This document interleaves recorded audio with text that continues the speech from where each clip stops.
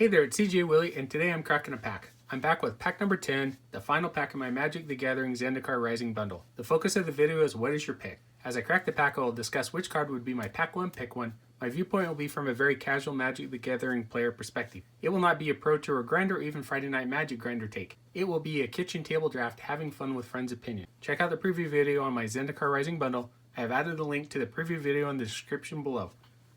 Let's get to cracking this final pack.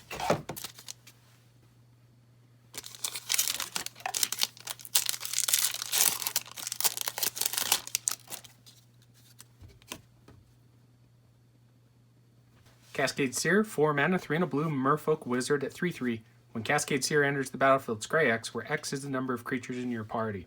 A 4 mana 3/3 is a little underwhelming, and at most, maybe I'm going to scry 2 cards. This card would be a lot better if I could draw a card after scrying. Farsight Adept, 3 mana, 2 and a white, core wizard at 3/3. When Farsight Adept enters the battlefield, you and target opponent each draw a card. There's one thing that I do not like doing in Magic is playing a card that allows my opponent to draw a card. Tormenting Voice, 2 mana, 1 and a red, sorcery. As an additional cost to cast the spell, discard a card, draw 2 cards. Tormenting Voice is an okay card in Limited. You pitch a land, you draw 2 cards. Definitely outclassed when Thrill of Possibilities was printed. Dauntless Survivor, 2 mana, 1 and a green human warrior at 1/1.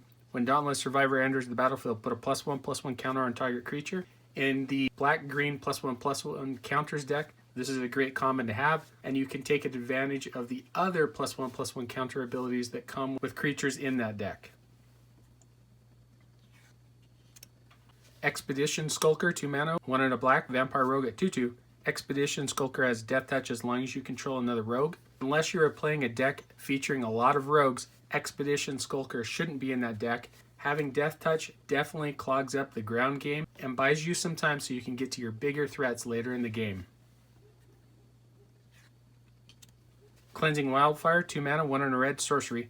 Destroy target land. Its controller may search their library for a basic land card, put it onto the battlefield tapped, then shuffle their library. Draw a card. In Limited, this card is not so hot. It's a card made for more of a modern or pioneer constructed deck where you can target one of your indestructible lands. You get a land out of the deal, and you get a draw card. Cunning Geyser Mage, 3 mana, 2 and a blue, human wizard at 3/2. It also has kicker for 3 mana, 2 and a blue. When Cunning Geyser Mage enters the battlefield, if it was kicked, return up to 1 other target creature to its owner's hand. 6 mana is just too much for a 3/2 and being able to bounce one of your opponent's creatures. Seagate Banneret, single white mana, core warrior at 1/2. You can pay 5 mana, 4 and a white. Creatures you control get +1/+1 until end of turn. I actually like this in any sort of white deck in Limited. The cool thing is for 1 mana you get a 1/2, but even better is later in the game you've got a mana sink that can buff all your other creatures and make combat math a little bit more difficult. Spare Supplies, 2 generic mana artifact. Spare Supplies enters the battlefield tapped. When Spare Supplies enters the battlefield, draw a card. You can pay 2 generic mana, tap, sacrifice Spare Supplies, draw a card. I don't think this card is too bad. It's actually a 4 generic mana, draw 2 spell. The difficulty is you can't do it in 1 turn. You've got to spread it out over 2 turns. Scale the Heights, 3 mana, 2 and a green, sorcery. Put a +1/+1 counter on up to 1 target creature. You gain 2 life. You may play an additional land this turn. Draw a card. I think this card is surprisingly good in the white-green landfall deck. For 3 mana, you get to buff one of your creatures, trigger another landfall ability, and draw a card to replace itself. First uncommon is Lithoform Blight, 2 mana, 1 and a black, enchantment aura, enchant land. When Lithoform Blight enters the battlefield, draw a card. Enchanted land loses all land types and abilities and has 2 cool features. You can either tap it to add colorless or tap it to pay 1 life, add 1 mana of any color. I don't mind playing Lithoform Blight in a tricolor deck where I need that 3rd mana, or if I'm going to go crazy and Limited and play 4 colors. I'd never play it on my opponent, and I wouldn't play it in a 2-color deck. Thundering Rebuke, 2 mana, 1 and a red, sorcery. Thundering Rebuke deals 4 damage to target creature or planeswalker. Very basic uncommon for red. You're going to kill a creature, or if your opponent got lucky and has a planeswalker, you can take care of that as well. Sorcerer speed hurts it a little bit.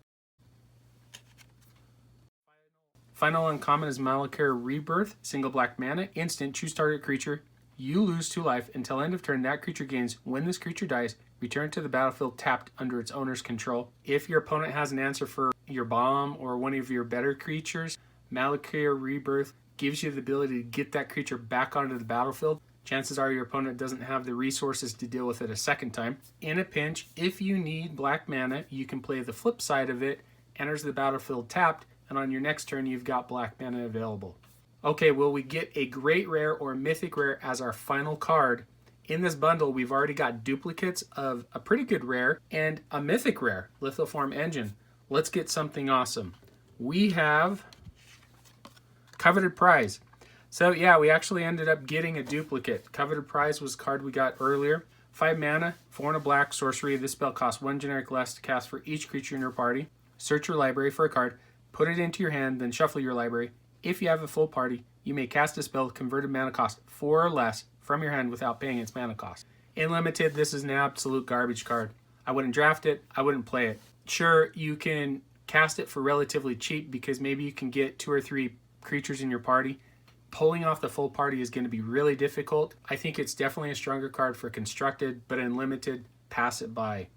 And then we have a Full Art Mountain and a 1/1 cat creature token. My favorite card, or best card out of the pack, is going to be Malacare Rebirth. I definitely think it's a great card to play whether you're in a reanimate deck or you need some way in black to be able to bring back your bomb or bigger creature your opponent took care of. It's versatile. If you're short on black mana, even though it's going to come into the battlefield tapped, at least you'll have it for your next turn. Anyway, hope you enjoyed the video. If you did like it, please subscribe and share. Take some time to tell me in the comment section what was your favorite card or the best card out of the pack. Until next time, when I'm back with the review video of my Magic the Gathering Zendikar Rising bundle in What Is Your Pick?